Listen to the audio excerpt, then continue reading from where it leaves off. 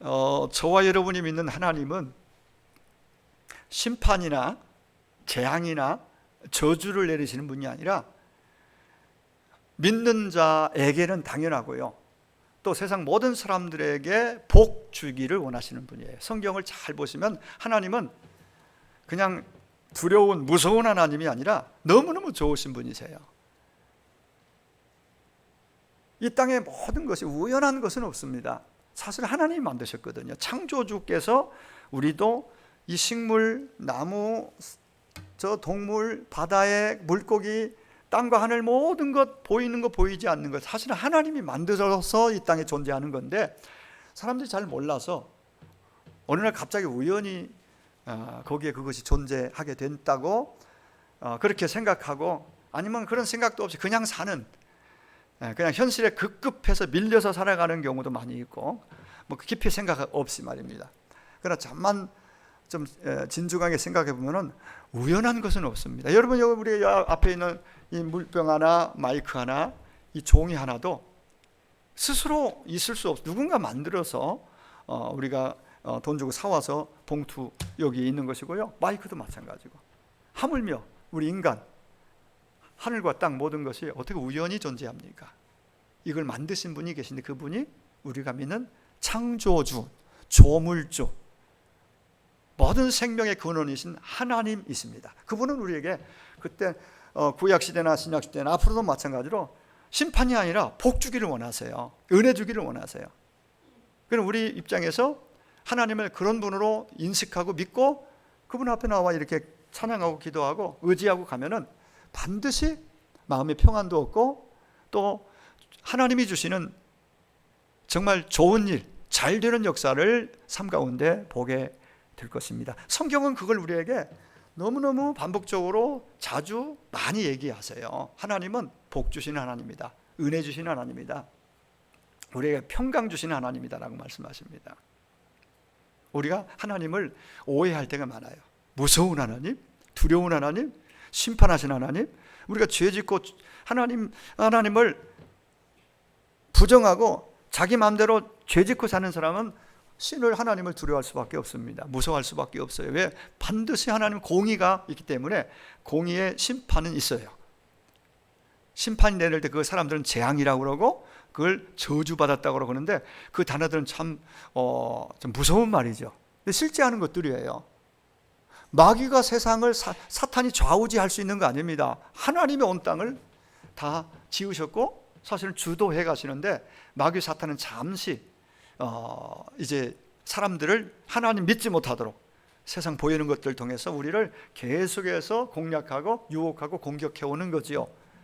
속아서 우리 하나님을 믿지 않고 또 자기 욕심, 자기 야망, 자기 교만에 빠져가지고 그렇게 살다가 허무하게 되는 경우가 참 많이 있지요. 오늘 지난주에 이어서 오늘 같은 본문으로 물가에 심어진 나무, 오늘 본문 8절에 있는 물가에 심어진 나무, 이런 제목이 되겠습니다.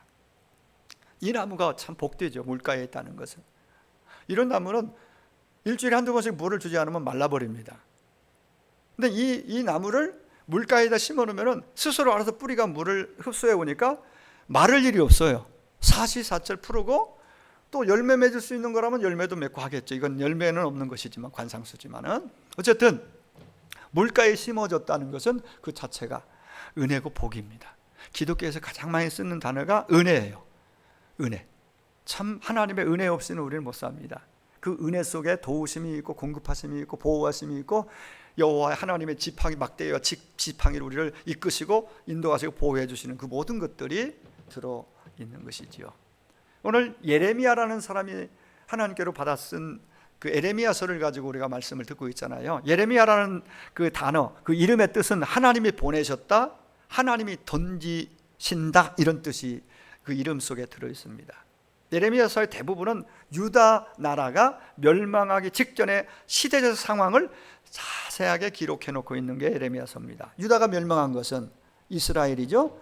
남쪽 유다, 이스라엘이 멸망한 것은 하나님 앞에서 악을 행하였기 때문이다. 악을 행하였기 때문에. 그럼 하나님 앞에 죄는 뭐고 악은 뭡니까? 죄와 악의 근본 뿌리는 뭘까요? 우상숭배 등등 뭐 여러 가지를 얘기할 수 있겠지만은 뭐 도둑질, 살인이 다 죄지요, 그죠? 남을 미워하는 거. 근데 성경에서 악인, 시편 1편에서 악인은 그리고 복 있는 사람은 두 종류의 사람을 이 대조해서 쭉 얘기해주고 있어요. 이 악인이란 하나님에게서 마음이 떠난 상태, 하나님을 부정하는 것을 성경은 악의 뿌리, 악의 그 뿌리로 봅니다. 하나님을 떠나고 하나님을 부정해버려. 그 순간 하나님 아닌 다른 것이 대체로 내 안에 신이 되는 겁니다. 하나님이 참 신이시고 유일한 신인데 하나님, 창조자 하나님을 배격해버리면, 부정하고 떠나버리면 자기가 신이 되든지 그 어떤 대체물이 신이 되어 인생을 살게 되어 있습니다. 하나님을 의지하지 않고, 하나님을 의식하지 않고, 하나님을 의지하지 않고 자기가 주인 되어 살아가는 것, 이게 죄고 악입니다. 이게 가장 근본적인 죄입니다. 악이라고 성경은 말해줍니다. 그래서 하나님을 떠난 상태, 하나님을 부정하는 상태에서 이스라엘 백성들로 하여금 하나님께 돌아오라고 계속해서 목소리를 들리면서 목 터져라고 외치고 있습니다. 이사야도 그렇고 구약의 선지자들, 하나님의 종들이 하나님의 부르심으로, 보내심으로 가서 외치는 메시지는 초점 없으니까 하나님께 돌아와라, 하나님의 진심으로 믿고 돌아오라는 메시지가 핵심입니다. 돌아오면 삽니다. 돌아오면 하나님이 아시겠다는 거예요. 근데 돌아오는 척 하다가 다시 원래로 가고, 돌아왔다 다시 애굽이라는 세상으로 빠지고, 자꾸 하나님을 인정하지 않고 뒤로 하고 가고 있는 이스라엘 백성들의 모습을 통해서 오늘 우리의 모습을 보게 되는 것이죠. 돌아오라. 사실 하나님을 의지하지 않는 상태, 마음의 상태는 뭔가 믿는 다른 구석이 있다는 얘기도 됩니다. 하나님을 의지해야 되는데 하나님 의지하지 않는 것은 내가 하나님 아닌 다른 무엇을 의지하고 있다는 거예요. 예를 들어서 돈이 많고 경제적으로 다 그런 건 아니지만, 경제가 부유한, 돈이 많으면은 돈 의지할 확률이 높아져요. 돈이 다 자기 인생을, 모든 것을 이렇게 채워주거든요. 해결도 해주거든요. 그러나 결정적일 때 사실 돈은 내 인생을 책임져 주지 못합니다. 돈이 책임져 줍니까? 아니에요. 권력도 마찬가지예요. 돈이든 권력이든 이런 것은 사람을 의지하지 말라는 이 메시지 속에 다 들어있어요. 세상 그 무엇도 의지의 대상은 될 수 없다라고 말하고 있는 것이죠. 오늘 본문 5절에 예레미야 17장 5절, 여호와께서 말씀하시느니라, 무릇 사람을 믿으며 육신으로 그의 힘을 삼고 마음이 여호와 하나님에게 떠난 사람은 저주를 받은 것이다. 참, 이 단어가 이 단어 읽는 것 자체가 참 부담이 되잖아요. 저주라는 단어는. 우리가 복, 축복 이런 단어는, 평강 이런 거 얼마나 좋아요. 말하기도 좋고. 근데 분명히 오늘 본문에 이 저주라는 단어가 나와요. 하나님을 부정하고 하나님을 멀리하고 자기가 신 되던 다른 것이 신격화해서 그걸 믿고 의지하고 가는 상태를 표현하고 있는 것입니다. 여러분, 사람은 누구나 필연적으로 무엇인가를 의지하게 되어 있습니다. 아까 얘기했죠. 사람을 의지하든 돈을 의지하든 권력 뭘 의지하든 의지하지 않고는 살아갈 수 없는 게 우리의 모습입니다. 마르틴 루터는 그의 대요리문답에서 무엇이든 당신의 마음에 의지하는 것, 어디든 당신의 마음이 머무는 곳, 그것이 사실상 당신의 신이다 라는 얘기를 합니다. 여러분, 예레미야 17장에서는 유다의 죄와 하나님의 구원을 동시에 선포합니다. 유다에 대한 심판에, 왜 유다가 심판받을 수밖에 없는가? 왜 그 땅에 그들에게 하나님께서 재앙을 내리게 되었는가? 그걸 얘기하면서 두 길을 분명하게 오늘 본문에서 말씀합니다. 하나는 사람 의지하면, 아까 얘기했죠. 오늘 본문에 사람을 의지하고 권력을 힘삼고 가면은 결국은 저주를 받는다. 여호와를 의지하는 자, 여호와를 힘을 삼고 여호와를 의지하고 가는 사람은 복을 받는다. 그렇게 말합니다. 이 저주라는 말은 curse라는 영어 단어로 찾아보면 영어에서는 curse라는 말을 쓰는데, curse는 욕설, 재앙, 무슨 운명 이런 의미를 다 가지고 있을 curse가.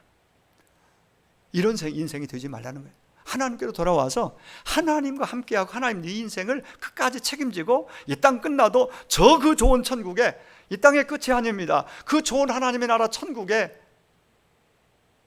그 하나님의 손에 의해서 들어가는 복, 손에 이끌려서, 그게 진짜 우리가 사모해야 될 진짜 참 큰 복이다, 큰 복이다라고. 다시 말씀드립니다. 이 땅에 살면서 사람 의지하면 안 됩니다. 돈 의지하고 권력 의지하면 안 됩니다.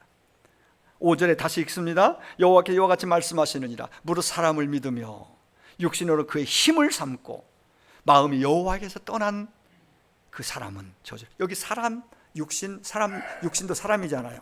그렇죠? 사람, 육신, 사람, 이 세 번 사람을 가리키는 히브리어 단어 세 가지, 여기에 히브리어로는 각각 다르게 나옵니다. 사람, 육신, 사람.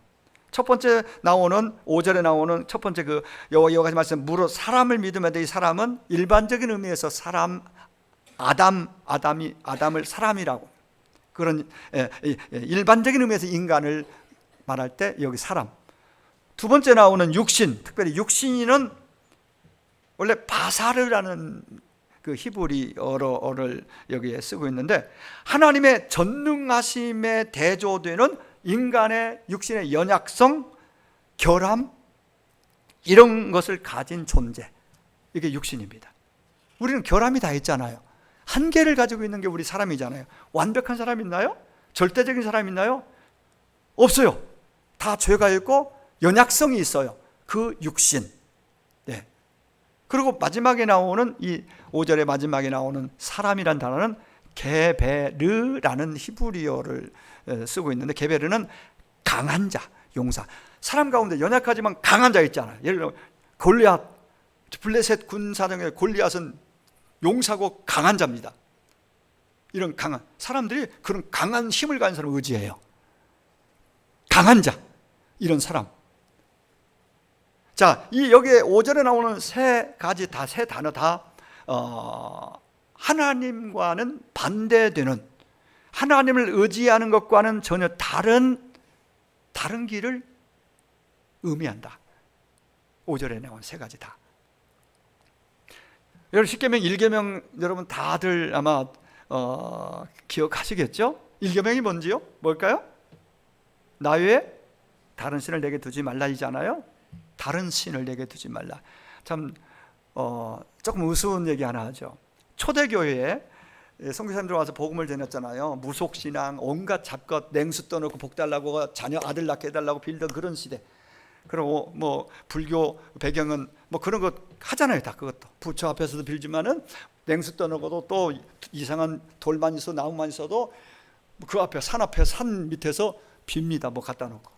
그런 시대에 전도해서 많은 사람들이 이제 하나님이 창조주인 걸 믿고 돌아왔어요.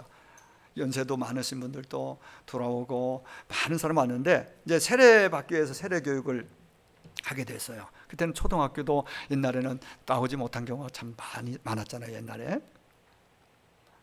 근데 세례 문답을 하기 위해서 1계명은 반드시 나 외에 다른 신을 두지 말라는 이걸 설명해서 강조를 합니다. 교육하면서 다른 신을 두지 말라는 말, 신을 바꾸면 안 된다, 이렇게 강하게 강조해서 이제 막 이렇게 교육을 했습니다. 이제 세례문답 시간이 됐습니다. 할머니 한 분이 이제 순서가 되어 앞에 왔는데, 제 1계명이 무엇이죠? 라고 물었습니다. 근데 할머니는 자신 있게 교회에 가서는 신 바꿔 신으면 안 된다고 그랬지. 신 바꿔 신으면 안 됩니다. 옛날에는요, 저 어릴 때만 해도 고무신들 신고 다녔거든요, 시골에서. 고무신 신고 가서 지금 빵꾸나고 떨어진 고무신 신는 사람은 새 고무신 신고 온 사람 그거 보면 참 욕심이 나거든요. 그래서 와서 교회 와서 가끔은 바꿔 신고 가는 사람. 자기가 떨어진 거 놓고 새 신고. 그게 이제 여러 가지 그러한 일화들이 많이 있잖아요. 이 할머니가 말한 것이 우리에게는 상당히 임팩트를 주는 일계명과 관련된 그거라고 저는 이렇게 연결을 좀 시켜보고 싶어요. 교회 가면 교회에 이제 갔으면은 신을 바꾸면 안 된다. 신발 고무신 바꾸는 그런 의미가 아니고 신 바꾸면 안 된다. 하나님 신, 참신, 유일한 신, 전능하신 창조자 하나님, 그 하나님만 믿어야지, 따라야지. 다른 신 따르면 안 된다 이 말이죠. 그죠? 바꾸면 안 돼, 바꾸면. 여러분, 하나님 신만, 참신이신 유일한 신이신 하나님만 믿고 가시길 바랍니다. 다른 신 좋아 보여도 바꾸시면 안 돼요. 그 보장받지 못해요. 책임져 주지 않습니다. 하나님의 자리에 다른 것들이 있게 하지 말아야 합니다. 사람의 권력이나 돈의 힘을 믿고 따르지 말라는 거예요. 매력이 있죠. 그거 얼마나 좋아. 있으면 좋죠. 권력의 매력이 끊으니 얼마나 큽니까? 그 맛을 본 사람은요, 평생 모든 것 다 우스운 얘기로 그냥 집도 다, 심지어 자기 마누라도 갖다 그냥 그래서 권력을 잡을 수 있다면 그 정도로 그게 끄는 힘이 있다고 하잖아요. 그 정도로 돈이 주는 힘 대단합니다. 매력이 있습니다. 그래서 그걸 하나님보다 그걸 더 바라보고 의지하고 자칫 따르게 되어 있어요. 다 되거든요. 눈으로 볼 때 다 될 것 같거든요. 근데 다 되는 게 아니에요. 될 수가 없어요. 그것이 결코 나를 책임져 주지 못합니다. 옛말에 권불 10년이란 말이 있습니다. 권력 10년을 가지 못한다고 합니다. 대단하고 권력이 매력이 있어서 사람들이 그들 곁에 가서 그 의지하고 권력의 힘 의지해서 뭐 해보려고 하고 그 바라보고 가는데 의지할 거 못 됩니다. 여러분, 참 우리나라는 참 아픈 역사예요. 그 대통령까지 최고의 자리에 갔던 분이 임기 마치고 내려오면은 이거 차고 들어가는 경우를 우리는 직접 봤잖아요. 여러 번 봤잖아요. 권력이 무상합니다. 권불 10년, 5년, 그거 의지하면 안 됩니다. 물질, 돈도 마찬가지입니다. 아까 얘기했습니다. 자기 주인에게 가장 잘 배신하고 빨리 배신하는 것이 무엇일까요? 돈이라고 합니다. 돈. 내 호주머니 있을 때 내가 정말 의미 있고 선한 일에, 복된 일에 내가 그 사용하고 그렇게 살지 않으면 내 안에 있던 것이 어느새 다른 주머니로 가버립니다. 이게 돈이에요. 이 재물이라는 것 의지하고 믿을 대상이 아닙니다. 좋은 것, 편리하게 많은 것들을 제공해 주지만 그것도 의지하면 결코 아니 된다는 것을 성경은 우리에게 하나님이냐 돈이냐 두 가지 중에 선택을 분명히 하라라고 우리 주님도 직접 그렇게 말씀하셨잖아요. 그런 의미에서 우리는 언제나 하나님이 삶 가운데 먼저고 항상 중심이고 하나님만을 선택해야 될 줄로 믿습니다. 해방 전후 우리나라에 유행하던 말이 있습니다. 미국 사람 믿지 마라. 소련에 속지 마라. 일본 사람, 중국 사람 일어나니 조선 사람 조심하세요. 그러면 미국, 소련, 중국, 일본, 우리 조선도 믿지 말고.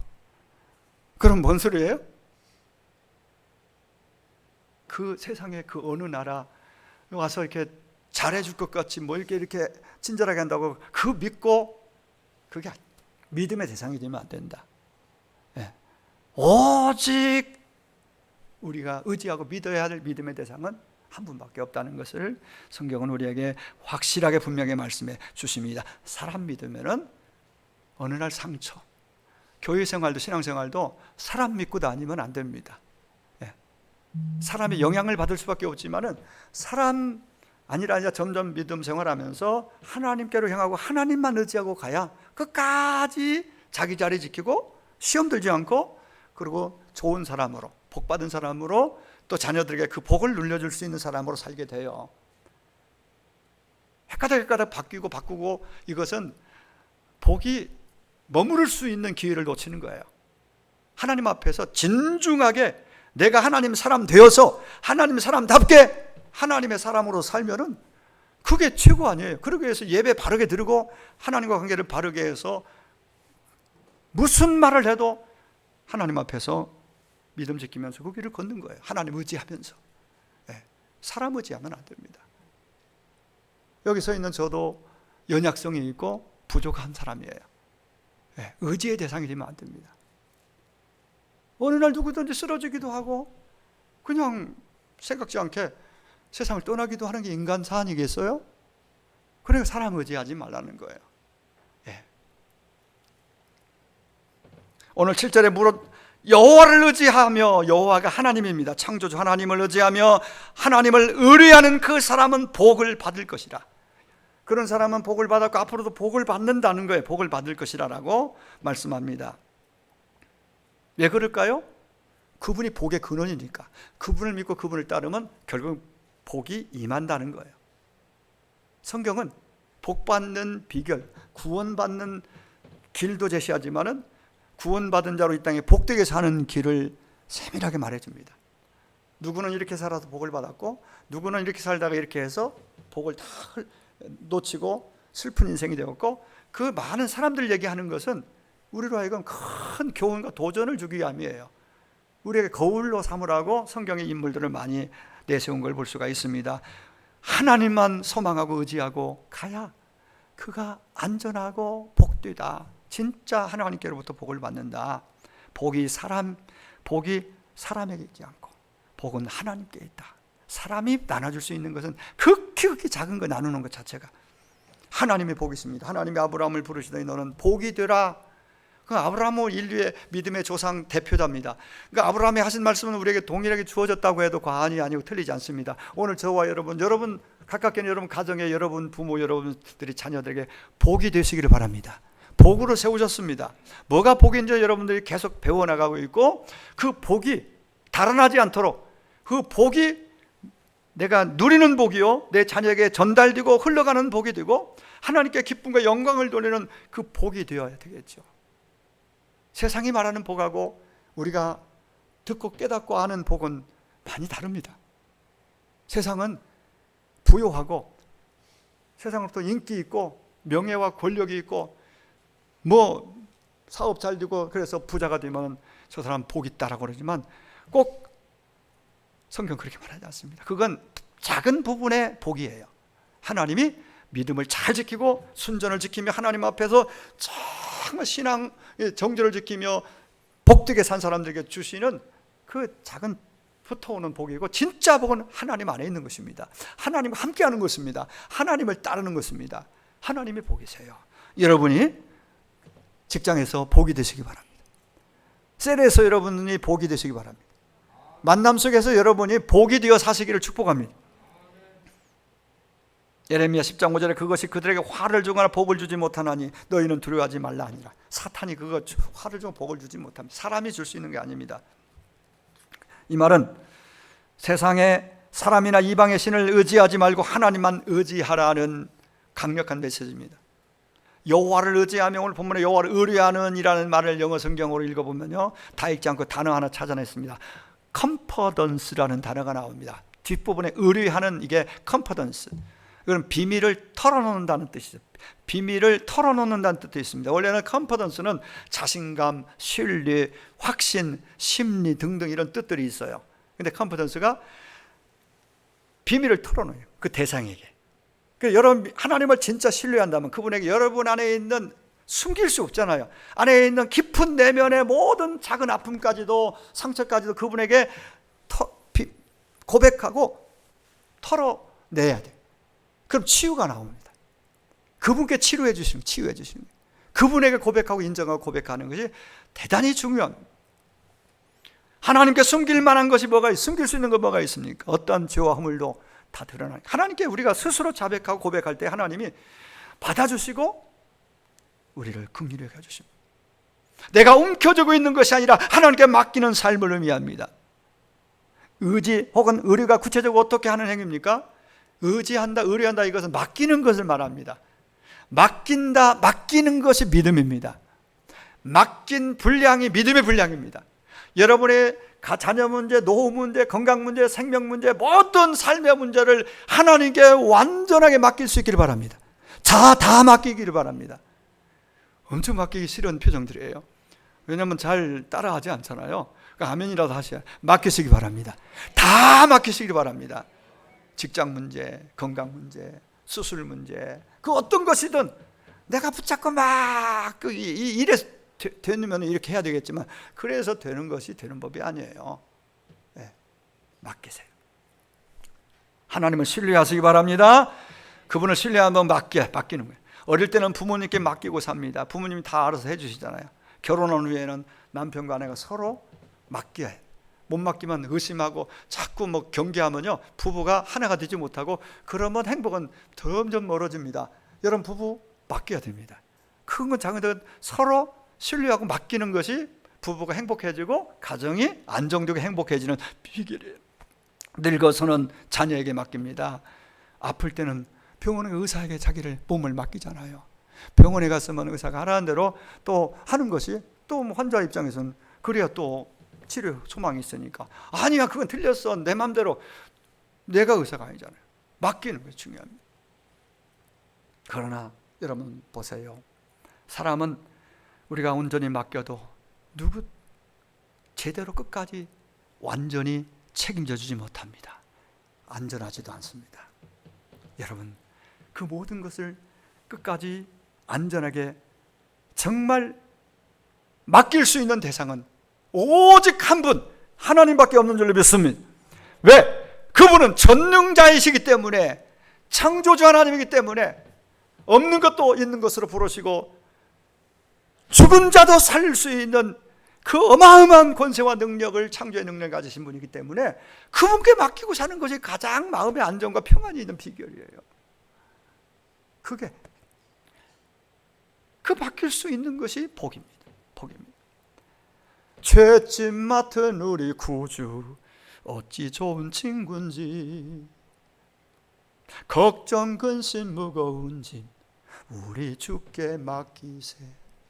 여러분 안에 있는, 여러분이 살아오면서 부담스러운 내 안에 죄짐들도 그걸 내려놓고 맡기면은 너 이놈하고 혼내시고 꾸짖는 분이 아니라 주님, 우리 하나님께 그걸 받아주시면서 왜 이제 돌아왔니 하고 그 짐 받아주시고 씻어주시고 긍휼히 여겨주시는 하나님인 줄로 믿습니다. 돈은 여러분 어디에 맡깁니까? 장롱에 맡깁니까? 은행에 맡기잖아요. 은행에. 근데 은행도 안전하지 않더라고요. IMF 때 우리가 경험했잖아요. 시중은행도 파산할 수 있다는 걸 우리는 봤습니다. 연금에 가입도 하고 보험에 가입합니다. 해야 됩니다. 근데 그것도 안전하지 않더라고요. 완전하게 보장해 줄 수 있는 것이 아니에요. 세상에는 절대로 안전하게 의지할 것이, 절대적인 것은 없다. 맡기면, 그분께 맡기면 잠도 오고 평안해질 줄로 믿습니다. 목욕탕에 가면, 지금도 있는지는 가본 지 오래돼서 모르겠어요. 다 띄었는지 모르겠는데, 목욕탕에 가면은 입구에다가 뭐라고 써 있어요? 귀중품은 카운터에 맡기라고 하잖아요. 그리고 더 거기서 끝나지 않고 맡기지 않은 것은 책임지지 않는다고 그래요. 안 맡긴 것은 책임지지 않는 거 당연하죠. 그러니까 하나님 앞에 나와서도 안 맡기고 내 보따리 내가 붙잡고 내가 근심하고 내가 걱정하고 이렇게 가면요, 그 하나님 책임져 줄 수 없는 거예요. 그러니까 어떤 것이든 하나님 앞에 여러분 맡기는 습관을 기르시고 오늘도 다 맡기고 가시기를 축복합니다. 맡기면 책임져 주십니다. 맡기지 않아 잃어버린 것 하나님이 책임질 수 주시지 않습니다. 지혜로운 사람, 믿음의 사람은 하나님께서 책임지도록 해드리는 것입니다. 즉 맡겨드리는 거예요. 하나님은 모세를 부르시고 야 지팡이 던져봐. 던졌더니 뱀이 됩니다. 다시 잡으니까 지팡이 됐습니다. 이걸 통해서 보여주신 것, 하나님이 하나님 되심. 그리고 네 인생은 내게 이제 맡겨라. 내가 시키는 대로 가서 내가 하라는 대로 하라. 그 순간 모세의 지팡이는 하나님의 지팡이가 되어서 반석을 치면 반석 물이 나고 홍해를 치면 홍해가 갈라지고 이 모세의 인생은 하나님께 드려지고 맡겨진 인생이 되는 순간부터 하나님의 지팡이가 되어서 하나님이 뜻대로 쓰신 줄로 믿습니다. 맡겨야 돼요. 맡겨야 돼요. 하나님의 지팡이가 되도록. 내 길을 여호와께 맡기라. 그리하면 그가 의지하면 그가 이루어 주실 것이다. 네 염려를 다 주께 맡기라. 그러면 너를 돌보아 주실 것이다. 베드로 5장 7절입니다. 네 행사를 다 맡겨라. 여호와께 맡겨라. 그러면 경영하는 것 또한 이루어지리라고 말씀하십니다. 성경에 맡기라는 단어가, 믿으라는 단어가 왜 이렇게 많습니까? 우리 잘 안 믿거든요. 입술로는 주여 주여하고 믿습니다 하는데 실제 상황 속에서는 안 맡겨요. 내 것, 내 맘, 내가 막 불안해서 맡기지를 못해, 하나님께도. 그러니까 성경은 성경책 어디를 펴도 믿으라 믿으라 맡기라 맡기라, 이게 수없이 많이 나오는 겁니다. 오래 다니고 직분이 있어도 잘 안 맡기면 믿음이 없는 거예요. 약한 거예요. 맡길 수 있는 믿음, 큰 믿음이 있기를 축복합니다. 자녀 문제 특별히 고민이 많잖아요. 손주 문제 맡기세요. 우리 이사 갔잖아요. 가서 우리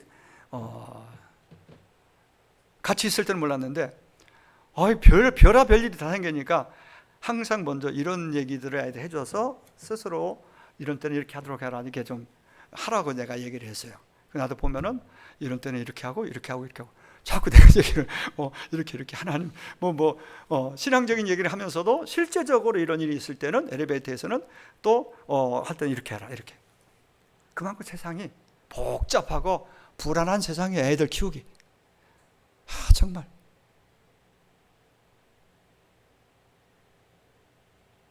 한밤중에나 벌건 대낮에도 그냥 길 걷는 것이 두려울 정도로 여기저기서 팡팡 터지니까 얼마나 염려가 많고 불안합니까? 네. 안전을 주의하되 내가 아무리 주의해도 그걸로 다가 아니에요. 일단 하나님께 맡기고 사시기를 축원합니다. 조심하시되 하나님께 맡기고 정말 하나님 의지해서 하루하루 지혜롭게 복되게 사는 것이 얼마나 필요하고 중요한지 이제 말씀을 정리하겠습니다. 에레미야 2장 13절에 내 백성이 두 가지 악을 행하였나니 곧 생수의 근원되는 나를 버린 것과, 다른 것 생략입니다. 다 같이 생수의 근원되는 하나님, 생수의 근원되는 하나님을 버린 것이 악이라고. 죄, 악. 오늘 에레미야 17장 13절, 오늘 본문은 아닙니다. 이스라엘의 소망이신 여호와여, 무릇 주를 버리는 자는 다 수치를 당할 것이라. 무릇 여호와를 떠나는 자는 흙에 기록되리니. 이는 다 같이 합시다. 생수의 근원이신 여호와를 버림이니라. 생수의 근원이란 말이 나오죠, 그죠? 하나님이 생수의 근원이래요.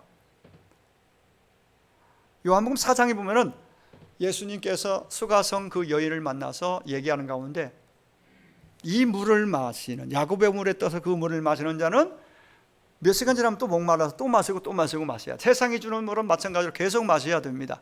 목말라요, 아무리 마셔도 만족이 없어요. 그러나 주님 말씀하십니다. 내게로 오라. 내가 내게 주는 물을 마시면 너는 영원토록 목마르지 아니하리라. 할렐루야. 목마르지 아니한 샘물, 생수의 근원 되신 주님이심을 거기서 말씀해 주시는 것 또한 볼 수가 있습니다. 생수의 근원이신 하나님을 떠나게 되면 마치 떨기나무와 같은 삶을 계속 살게 될 것을 오늘 본문은 그렇게 말씀하고 있습니다. 떨기나무, 사막의 떨기나무, 볼품없는 떨기나무, 언제 메말라 비틀어질지 모르는 떨기나무, 사막의 떨기나무, 물이 없어요. 그러니 꼬부라지고 완전히 쭈그러들고 그게 떨기나무입니다. 반면에 생수의 근원이신 하나님을 떠나지 않고 그 안에 뿌리를 내리는 삶을 산다면 이는 분명히 물가에 심어진 나무와 같은 축복된 삶을 살게 될 것이라고 오늘 본문은 말씀하고 있습니다. 그렇다면 생수의 근원은 누구라고요? 오늘 아까 요한복음 4장에서 수가성 여인을 만나서 대화 중에 말씀한 주님의 말씀을 기억하십시오. 오늘 조금 전에 인용한 에베소 에레미야 2장 13절과 17장 13절 두 번 반복해 제가 따라하겠죠. 생수의 근원은 누구라고요? 오직 하나님. 생수의 근원은 오직 예수님인 줄을 믿습니다. 이 땅에 오신 예수님, 온 땅을 지으신 창조주 하나님이 생수의 근원이신 줄을 믿습니다. 그렇습니다. 인생의 답답한 문제를 살다 보면 만나게 되고 두려워하게 되고 떨게 되는 경우가 있습니다. 문제 해결책이 뭡니까?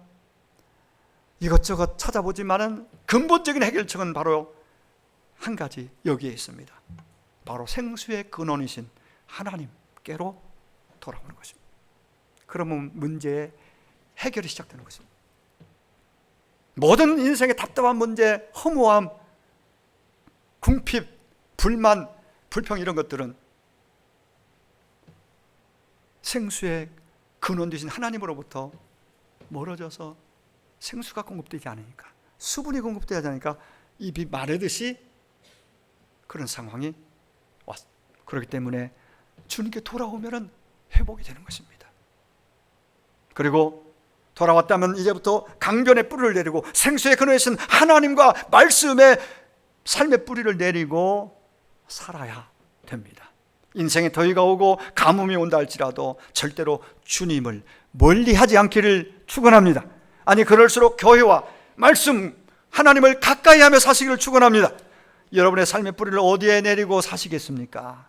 삶의 근거지를 사람이나 돈이나 세상 권력이나 명예에 두지 않기를 원합니다. 물가에 심어진 나무처럼 여러분의 삶의 뿌리를 주님의 몸된 교회와 주님께 말씀에 깊이 내리고 사셔서 세월이 흐를수록, 나이가 들수록 여러분의 인생이 청청하고 결실이 끊이지 않는 행복한 토부 크리스천이 되시기를 주의 이름으로 축원합니다. 우리 같이 기도하겠습니다.